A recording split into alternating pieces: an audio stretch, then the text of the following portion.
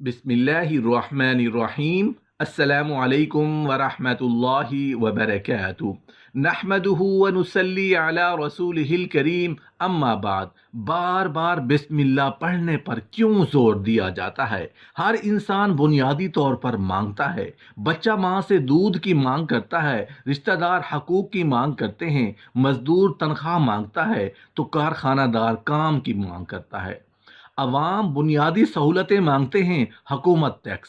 غرض مانگ کا سلسلہ پہلی سانس سے آخری سانس تک چلتا ہی رہتا ہے، لیکن زندگی کے اس لازمی جزو کا مرجع ایک ذات ہونی چاہیے جس سے جتنا مانگیں، جب مانگیں، جو مانگیں، دینے پر قدرت رہے۔ دینے کے بعد اسے اپنے خزانے کی کمی کا کوئی اندیشہ نہ ہو۔ بسم اللہ الرحمن الرحیم انسان کی اسی مانگ کا بہترین اسلوب ہے جو خود عطا کرنے والے قادر مطلق نے انسان کو سکھایا ہے۔ مانگنے کے آداب خود سکھا دینا اس کے انتہائی مشفق ہونے کی دلیل ہے۔ احادیث میں جتنی بھی ایسی دعائیں ہیں جو کسی کام کے آغاز سے تعلق رکھتی ہیں، ان میں سے اکثر سے قبل بسم اللہ کے الفاظ موجود ہیں۔ انسان اپنے آغاز کار کے وقت بسم اللہ کہہ کر در حقیقت اللہ سے استعانت طلب کرتا ہے۔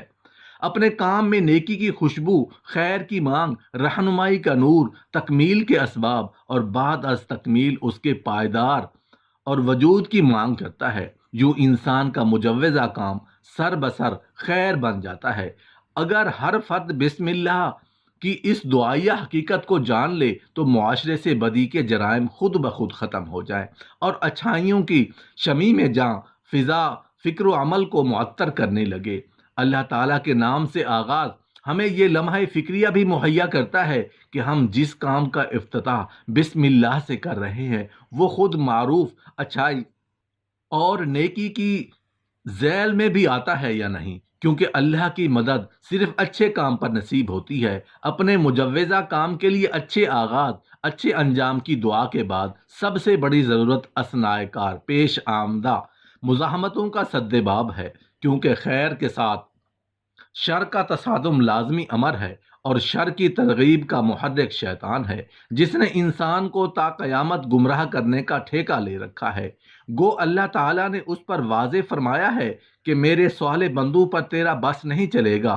شیطان کے شر پسندانہ ہتھ کنڈوں سے بچنے کے لیے اللہ تعالیٰ اور اس کے ترجمان صادق و مصدوق نبی کریم صلی اللہ علیہ وآلہ وسلم نے بسم اللہ کا نسخہ تجویز فرمایا جو کارگر بھی ہے، کارساز بھی ہے۔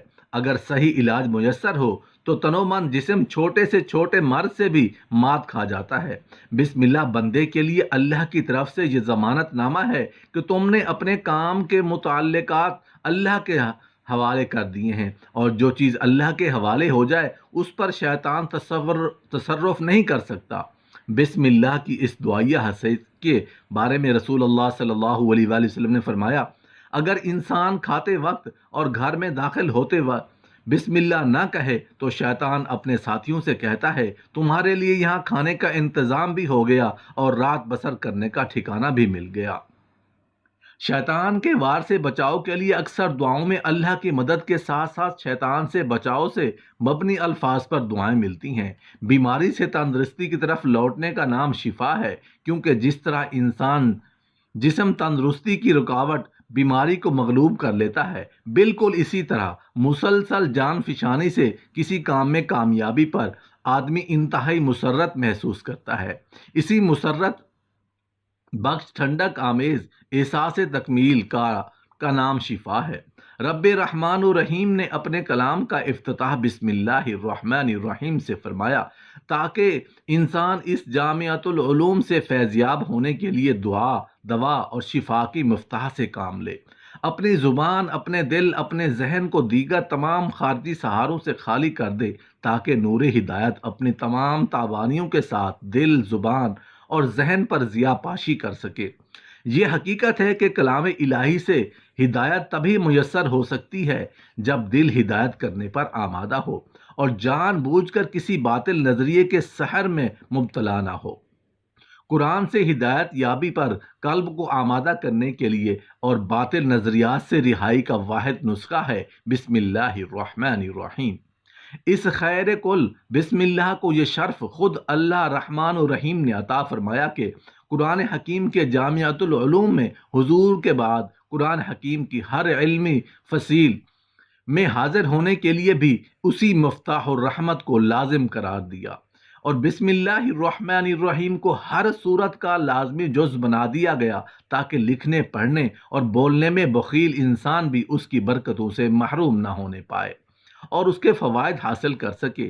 حضرت عبد الرحمن بن عباس رضی اللہ عنہ کہتے ہیں، جب حضرت جبرائیل علیہ السلام بارگاہ رسالت میں حاضر ہوتے، وحی لاتے اور بسم اللہ الرحمن الرحیم پڑھتے تو ہمارے رسول صلی اللہ علیہ وآلہ وسلم سمجھ جاتے یہاں سے نئی صورت شروع ہوتی ہے۔ بسم اللہ کے دعائیہ، دوائیہ اور شفائیہ اثرات ہمیں تبھی نصیب ہو سکتے ہیں جب کہ ہم اسے جائز کاموں سے قبل ہی ادا کریں۔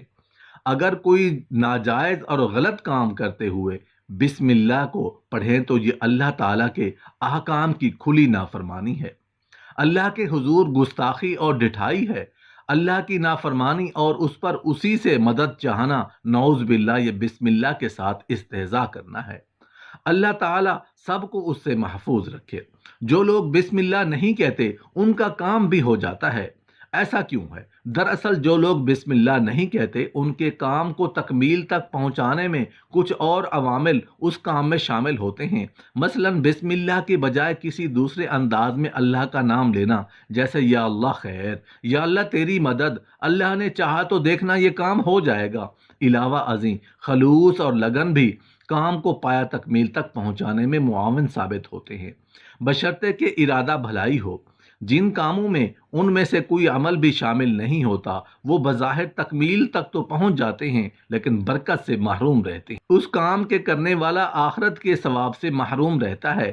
بغیر اللہ کے نام کے کیا گیا کام زیادہ سے زیادہ صرف موت تک ساتھ دے سکتا ہے۔ جیسے ہی قبر کا دور زندگی شروع ہوگا اس کے اثرات ساتھ چھوڑ دیں گے، لیکن جس کام میں بسم اللہ، حسن نیت اور ایمان باللہ جمع ہوں گے اس کا اجر بعد از قیامت بھی انشاءاللہ محفوظ ہو گیا۔ ایک حدیث میں ہے کہ جس کام کو بسم اللہ الرحمن الرحیم سے شروع نہ کیا جائے وہ بے برکت ہوتا ہے۔ ہر قابل ذکر کام کو بسم اللہ سے شروع کرنا ان اسلامی شعائر میں سے ہے جن سے مسلمان پہچانا جاتا ہے۔ رسول اللہ صلی اللہ علیہ وآلہ وسلم کا ارشاد ہے، ہر وہ اہم کام جسے بسم اللہ سے شروع نہ کیا گیا ہو وہ ناقص اور ادھورا ہے۔ رسول اللہ صلی اللہ علیہ وآلہ وسلم کی سنت یہ ہے کہ ہر قابل ذکر کام سے پہلے بسم اللہ ضرور پڑھا کر۔ ہر مسلمان کو اس سنت کی اتباع کرتے ہوئے بسم اللہ سے کام شروع کرنے کی عادت ڈالنی چاہیے۔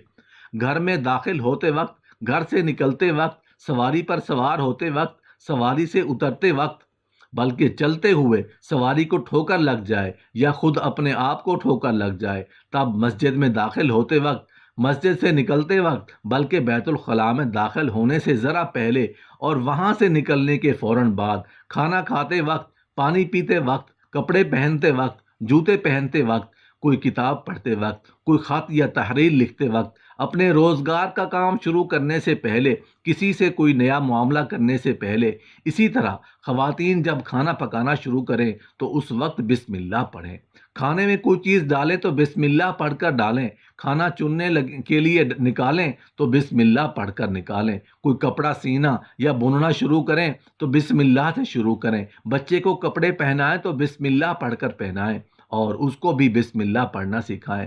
غرض اس طرح اپنے روزمرہ کے کاموں کو بسم اللہ سے شروع کرنا اپنے معمولات میں شامل کر لیا جائے تو یہ ایک ایسا عمل ہے جس میں محنت اور دشواری کچھ نہیں، اور ذرا دھیان دینے سے انسان کے نامہ اعمال میں نیکیوں کا مسلسل اضافہ ہوتا رہتا ہے، بلکہ اس عمل کی برکت سے یہ سارے کام جو بظاہر دنیوی کام نظر آتے ہیں بذات خود عبادت بن جاتے ہیں۔